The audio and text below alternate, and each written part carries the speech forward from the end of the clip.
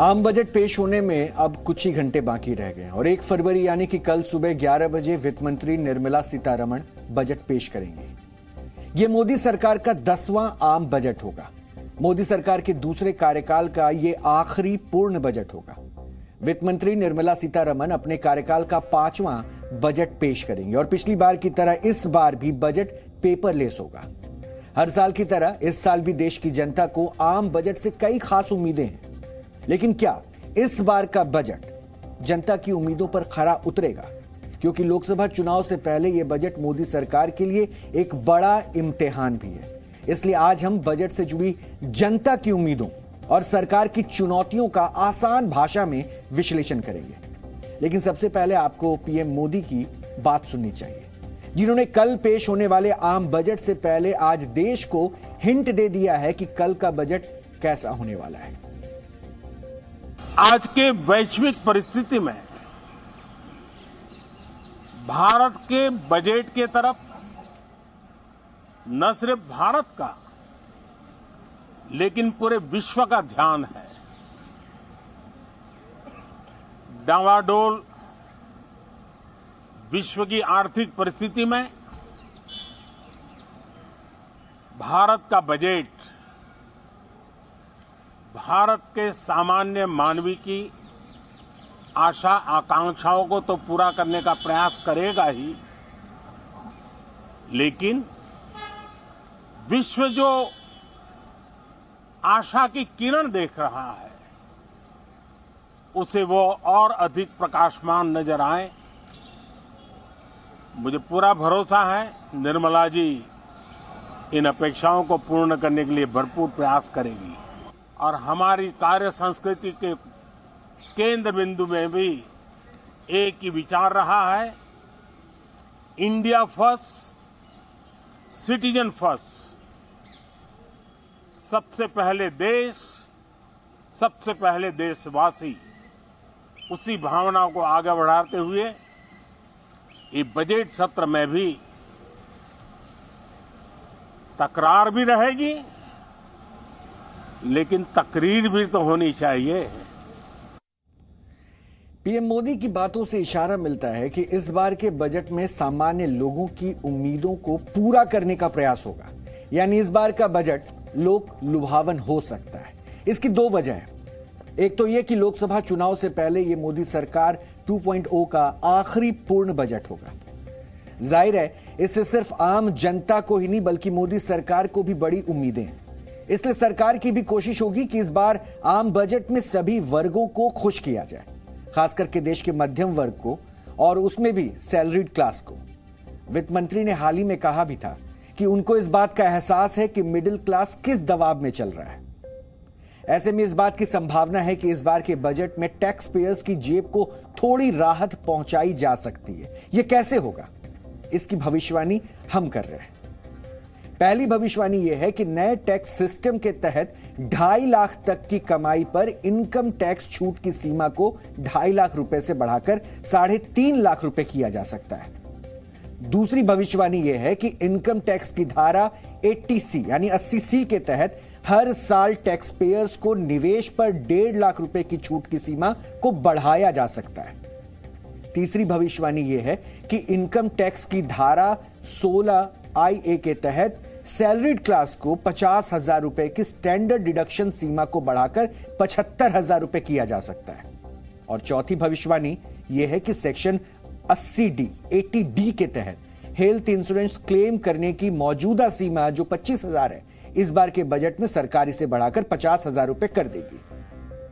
वैसे बजट में tax payers को राहत की यह भविष्यवाणी सच होने की संभावना इसलिए भी बेहद ज्यादा है क्योंकि पर्सनल इनकम टैक्स स्लैब के में आखिरी बार बदलाव 8 साल पहले हुआ था। यानी जो मिडिल क्लास है, सैलरीड मिडिल क्लास है, वो 8 वर्षों से इंतजार कर रहा है उम्मीद के साथ। और पिछले साल भी सैलरीड क्लास को उम्मीद थी कि इनकम टैक्स स्लैब में छूट की सीमा बढ़ेगी, लेकिन तब भी ऐसा नहीं हो पाया। जी न्यूज को सूत्रों से एक और बड़ी जानकारी मिली है, जिसके मुताबिक नॉन मेट्रो शहरों में रहने वाले नौकरी पेशा लोगों को हाउस रेंट अलाउंस यानी कि HRA में छूट का दायरा बढ़ा सकती है सरकार। इस पर भी रणनीति बनाई जा रही है, इस पर भी चर्चा हुई है। हो सकता है कल ये सौगात मिले। वहीं नॉन मेट्रो शहरों में रहने वाले लोगों के लिए भी एचआरए पर मिलने वाली छूट बेसिक और महंगाई भत्ते का 40% है, जो 50% किया जा सकता है। इसके अलावा non salaried individual tax payers के लिए हर साल एचआरए में मिलने वाली छूट की लिमिट 60,000 रुपए से बढ़ाई जा सकती है। यानी इस बार का बजट मिडिल क्लास फ्रेंडली होगा, इसके चांस बहुत ज्यादा है, यानी इसकी उम्मीद बहुत ज्यादा है। अगर आप इस साल इलेक्ट्रिक व्हीकल लेने की प्लानिंग कर रहे हैं तो इस बार के बजट में आपके लिए भी कुछ खास घोषणाएं हो सकती है, खास करके ईवी पर टैक्स बेनिफिट को लेकर। इसको लेकर जी न्यूज को सूत्रों से एक और एक्सक्लूसिव जानकारी मिली है। बजट पर हमारी अगली भविष्यवाणी इसी को लेकर है। पहली भविष्यवाणी यह है कि इलेक्ट्रिक व्हीकल्स की खरीद पर इंटरेस्ट फ्री लोन की स्कीम, जो फिलहाल मार्च 2023 तक लागू है, उसे वर्ष 2025 तक बढ़ा दिया जाएगा। दूसरी भविष्यवाणी यह है कि कुछ वक्त पहले इलेक्ट्रिक व्हीकल्स पर जीएसटी को 18% से घटाकर 12% किया गया था और बजट में इसे और ज्यादा घटाकर 5% कर दिया जाएगा। तीसरी भविष्यवाणी यह है कि इलेक्ट्रिक गाड़ियों के साथ ही कार के चार्जर्स पर भी जीएसटी को 18% से घटाकर 5% करने की घोषणा हो सकती है। वहीं चार्जिंग पॉइंट्स पर भी टैक्स को कम करने का ऐलान हो सकता है। हमारी यह भविष्यवाणी का आधार है सरकार की उम्मीद, जो अब देश में इलेक्ट्रिक व्हीकल्स को बढ़ावा दे रही है, जिसका असर भी दिख रहा है। देश में पिछले 2 वर्षों के दौरान ईवी गाड़ियों की बिक्री में लगातार तेजी दर्ज की गई है और भारत में वित्त वर्ष 2020-21 में 48,179 इलेक्ट्रिक वाहन बिके थे। वहीं वित्त वर्ष 2021-22 में यह आंकड़ा बढ़ता है और 2,37,811 यूनिट्स तक पहुंच जाता है, यानी कि करीब 5 गुना बढ़ोतरी होती है। अप्रैल से दिसंबर 2022 के दौरान देश में 4,42,901 इलेक्ट्रिक व्हीकल्स की बिक्री हुई। यानी देश में इलेक्ट्रिक व्हीकल्स का बाजार दिन दूनी रात चौगुनी रफ्तार से बढ़ रहा है और सरकार को भी उम्मीद है। सरकार को उम्मीद है कि भारत में वर्ष 2030 तक निजी वाहनों की बिक्री में 30% हिस्सेदारी ईवी सेगमेंट की होगी। कमर्शियल वाहनों में ईवी सेगमेंट की हिस्सेदारी 70% और दोपहिया तिपहिया वाहनों की बिक्री में 80% इलेक्ट्रिक सेगमेंट से होंगे, ये उम्मीद है। और इसी लक्ष्य को हासिल करने के लिए सरकार इस बार के बजट में ईवी व्हीकल्स खरीदने का प्रोत्साहन देने वाली घोषणाएं करेगी, जिसके बारे में हमने आपको आज ही बता दिया है। लेकिन संभावनाओं को तो कोई अंत होता नहीं है, इसलिए हमने देश की जनता के बीच जाकर उनसे सीधा पूछा कि उन्हें इस बार के बजट से क्या उम्मीदें हैं। तो सीधे जनता से ही जान लीजिए कि वो बजट से क्या चाहती है। रियल एस्टेट को तो बहुत ज्यादा बूस्टअप चाहिए। इसके लिए सबसे पहला कदम तो ये उठाना पड़ेगा कि जो ब्याज है, जो होम लोन मिलता है बैंकों से, उसके ऊपर ब्याज कम से कम लिया जाए। लगातार पिछले बजट से हमारे गोल्ड और सिल्वर में जो आयात शुल्क बढ़ाया गया है, उसके लिए हमने शासन से रिक्वेस्ट की है कि इस बार उसको आयात शुल्क कम करें। देश की सरकारें कभी भी ट्रांसपोर्टर पर हिंदुस्तान की सरकारें ध्यान नहीं देती हैं। आप सोचिए कि सब चीजों को तो जीएसटी में ले आए, लेकिन ये डीजल जैसी चीज पर 67 से 70% केंद्र की या राज्य की सरकारें टैक्सेस ले रही हैं। और कहीं ना कहीं अगर इसको जीएसटी के दायरे में ले आए, जैसा वादा भी किया था कि सभी चीजों को लाएंगे, है ना, लेकिन नहीं लेके आ रहे हैं। अगर ले आए तो 30 से 35 रुपए इसमें कमी आएगी। हमसे कहा गया था कि प्रोफेशनल टैक्स नहीं लगाया जाएगा जीएसटी लगने के बाद, वो आज भी लग रहा है, उसको बंद करना चाहिए। मोदी जी से जो है ये उम्मीद लगाए हुए हैं कि ये जो बजट आ रहा है, इससे जो है राहत जो है चमड़े वालों को दी जाए। इस थोड़ा जो है प्लांट का मामला बढ़ाया जाए ताकि जो है चमड़ा बनाने वालों को थोड़ा सा सहूलियत मिल जाए। पहले क्या था कि जब यहाँ से एक्सपोर्ट होता था माल और किसी कारणवश वो उसमें नुकसान होता था, तो बैंक ड्राफ्ट के माध्यम से यहाँ के टेंडी मालिकों को पैसा कुछ न कुछ पहले की सरकारें वापसी करती थी, लेकिन ये अब खत्म कर दिया गया है। तो आपके माध्यम से मैं कहूँगा कि उसी को फिर से बहाल कर दिया जाए। स्टूडेंट की बात की जाए तो उसमें डिजिटल लाइब्रेरी की जो कॉन्सेप्ट है उसको बजट में इंक्लूड करना चाहिए। जो फॉरेन यूनिवर्सिटीज हैं टॉप मोस्ट, उससे यूनिवर्सिटीज का कोलैबोरेशन हो और एक इंटरनेशनल लेवल पे पढ़ाई हो, रोजगार का मैं ये मानती हूँ कि अगर जैसे मैं अभी कॉलेज स्टूडेंट हूँ, अगर इंडस्ट्रियल विजिट्स हों, इंडस्ट्रीज आए हमारे तक, हम तक पहुंच पाए। सबसे जरूरी है कि इंडस्ट्री हम तक पहुंच पाए और हम इंडस्ट्री तक पहुंच पाए। मैं चाहता हूं कि हम लोग को इस चीज पे एम्फसाइज करना चाहिए कि एमएसएमईज को प्रमोट करना चाहिए, जो medium and small scale enterprises हैं उनको बढ़ाना चाहिए, क्योंकि अगर देश को हम लोग को सशक्त करना है तो हमें खुद का अपना उद्यम बनाना चाहिए, जहाँ पे हम एक्सपोर्टर बने इम्पोर्टर की जगह। अगर युवा स्टार्टअप करना चाह रहा है तो उसको बढ़ोतरी देनी चाहिए। दूसरी बात यह है कि सरकार इस पे काम करना चाहिए, ज्यादा से ज्यादा लोग को स्टार्टअप, क्योंकि स्टार्टअप माइंड्स बहुत लोग के पास है। मोदी सरकार से मुझे यही उम्मीद है, अच्छा बजट लाए किसानों के प्रति, कोई बीमा योजना लाए, कोई फसल योजना लाए, खाद बीज अच्छा लाए, ताकि उससे मेहनत करे तो उस मेहनत का परिणाम मिले। सर, इस बार जो बजट आए उस बजट में मोदी सरकार ज़्यादा से ज़्यादा योजना है। एक तो हमारे को जो 2,000 रुपये करके 6,000 रुपये मिलते हैं उसमें कुछ बढ़ाया जाए। सबसे पहली बात, जो सरकार जैसे खाद के लिए हम किसानों का जो डाटा है सरकार के पास है, खाद यहाँ आवंटन सरकार देती है अगर 1,000 टन तो यहाँ ज़रूरत रहता है 10,000 टन, और वही सरकार बोलती है हम तो आपूर्ति कर दिए। तो खाद जो भी है वो किसानों के नाम से एक आवंटन आए। अगर सरकार यूरिया को थोड़ा जा कम यूज़ में लाना चाहती है तो उसको हमको सब्सिडी देनी चाहिए दूसरे खादों पर। तो बजट के अंदर मेडिकल और एजुकेशन फ्री करना चाहिए। टैक्सेशन के अंदर जो जनरल टैक्सेशन है उसके अंदर थोड़ा सा रिलैक्स देकर ज़्यादा से ज़्यादा लोगों को कवरेज करनी चाहिए। हमारा ये एक्सपेक्टेशन है गवर्नमेंट से इस बार कि देखिए एटीसी बहुत पहले से 1.5 लाख है, तो उसको रिवाइज करके थोड़ा बढ़ाया जाए। तो एक नया टैक्स स्लैब इंट्रोड्यूस किया जाए जिससे लोगों को थोड़ा सा बेनिफिट मिले।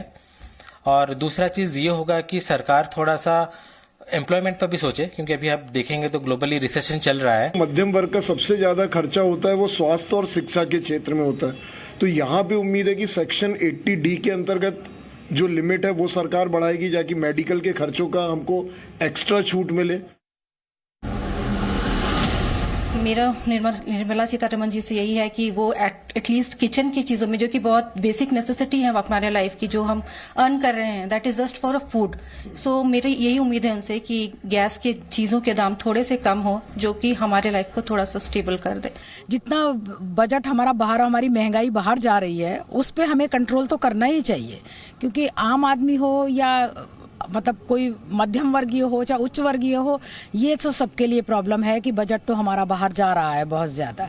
देखिए, मुझे ये लगता है कि जीएसटी पे थोड़ी सी महिलाओं के लिए रियायत होनी चाहिए, और घर के लिए किचन में भी बहुत सारी चीज़ें सारी ही महंगी हो रही हैं। हम महंगाई से इतने ज़्यादा त्रस्त हैं कि जो चीज़ अब से 3 साल पहले 10 रुपये की थी वो आज 100 रुपये की है। यानी इस बजट से अलग अलग वर्गों की क्या उम्मीद है वो आपने सुन ली, लेकिन अब हम आपका परिचय उस बजट से कराएंगे जो कल सुबह 11 बजे देश की संसद में पेश किया जाएगा। भारत का पहला बजट वर्ष 1860 में पेश हुआ। उस समय ब्रिटेन के मशहूर अर्थशास्त्री जेम्स विल्सन ने इस बजट को पेश किया था, जो ईस्ट इंडिया कंपनी के फाइनेंशियल एडवाइजर भी थे। बजट असल में फ्रेंच के एक शब्द बुजेट से बना है, जिसका मतलब होता है चमड़े का थैला। और सबसे अहम बात, भारत के संविधान में कहीं भी बजट शब्द का उल्लेख नहीं है। संविधान के अनुच्छेद 112 में इसके लिए वार्षिक वित्तीय विवरण शब्द का इस्तेमाल किया गया है। यानी आप कह सकते हैं कि अंग्रेज चले गए, लेकिन बजट शब्द भारत में ही छोड़ गए। जब भारत अंग्रेजों से आजाद हुआ, तब पहली बार 26 नवंबर 1947 को R.K. शनमुखम चेट्टी ने देश का बजट संसद में पेश किया था। R.K. शनमुखम चेट्टी आजाद भारत के पहले वित्त मंत्री थे, और वो उस समय बजट पढ़ने के लिए एक ब्रीफकेस के साथ संसद में पहुंचे थे। 26 जनवरी 1950 को जब भारत का संविधान लागू हुआ और भारत एक गणतंत्र देश बना, तब जॉन मथाई ने संसद में बजट पेश किया था। वो रेल मंत्री थे। असल में भारत में वित्त मंत्री ही बजट पेश करेगा, इसका कोई तय प्रावधान नहीं है, और देश के राष्ट्रपति ये तय करते हैं कि संसद में आम बजट कौन पढ़ेगा। भारत में आम बजट की यात्रा काफी लंबी रही है। पहले देश के वित्त मंत्री ब्रीफकेस के साथ संसद पहुंचते थे। इंदिरा गांधी ने भी वित्त मंत्री रहते हुए देश का आम बजट पेश किया है, और यह बात 1970 की है, जब मोरारजी देसाई ने उनकी सरकार से इस्तीफा दे दिया था। हालांकि मोरारजी देसाई 10 बार सबसे ज्यादा आम बजट पेश करने वाले देश के नेता हैं। उनके बाद पी चिदम्बरम 9 बार, प्रणब मुखर्जी 8 बार और यशवंत राव चौहान, सीडी देशमुख और यशवंत सिन्हा भी 7-7 बार आम बजट पेश कर चुके हैं।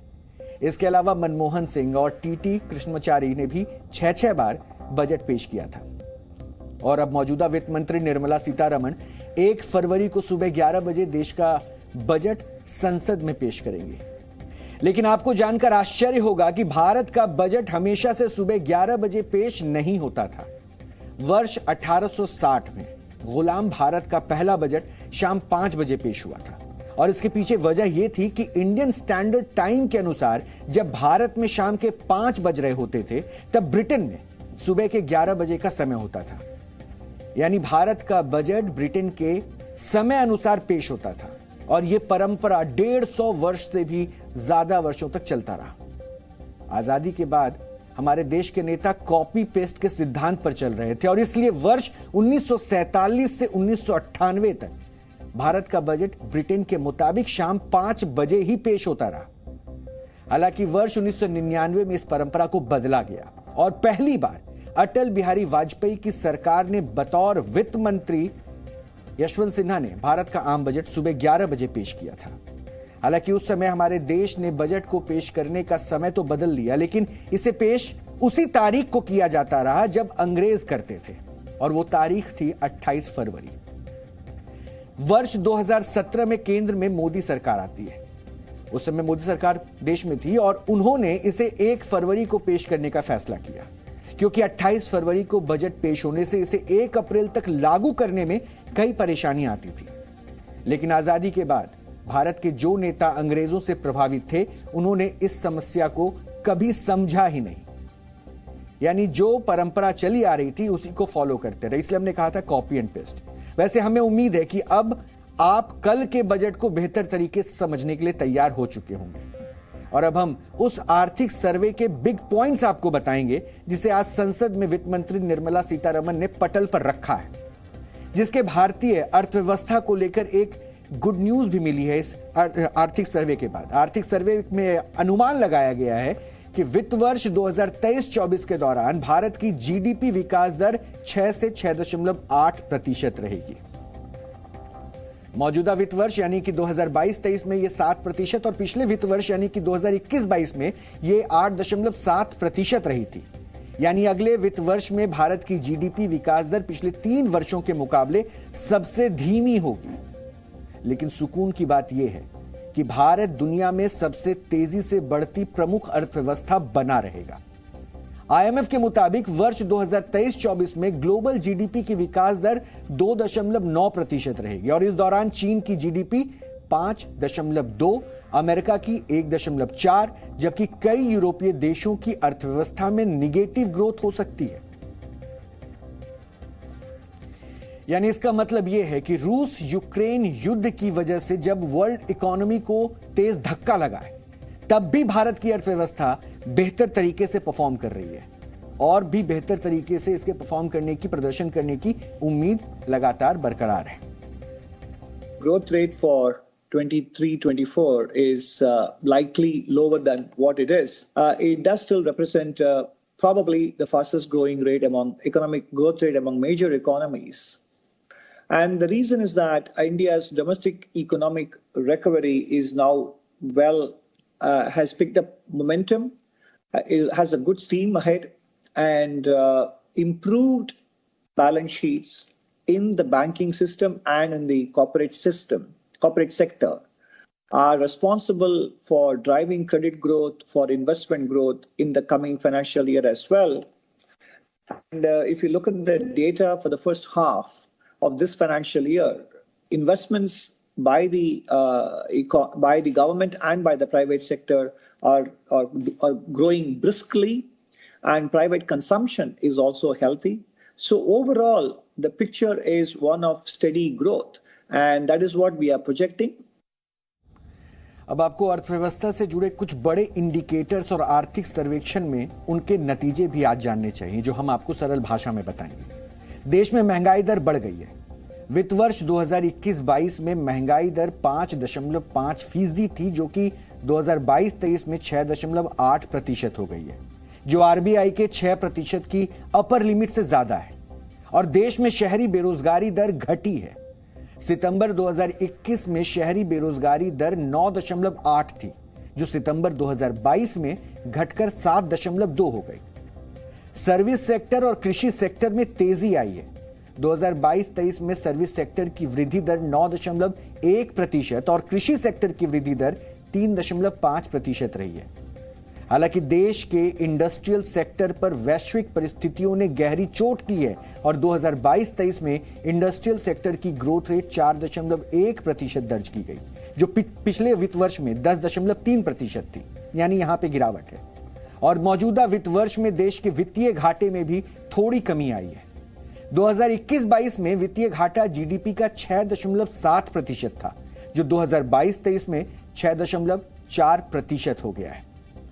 जाहिर है, आर्थिक सर्वेक्षण आम बजट का आईना होता है, क्योंकि आर्थिक बजट से ही देश की आर्थिक सेहत का अंदाजा मिलता है, जिसके आधार पर ही देश में अगले साल का बजट तैयार होता है। ऐसे में कल जो बजट पेश होगा वो आम जनता के लिए कितना लोक लुभावन होगा और सरकार के लिए कितना चुनौतीपूर्ण, ये कल ही पता चलेगा।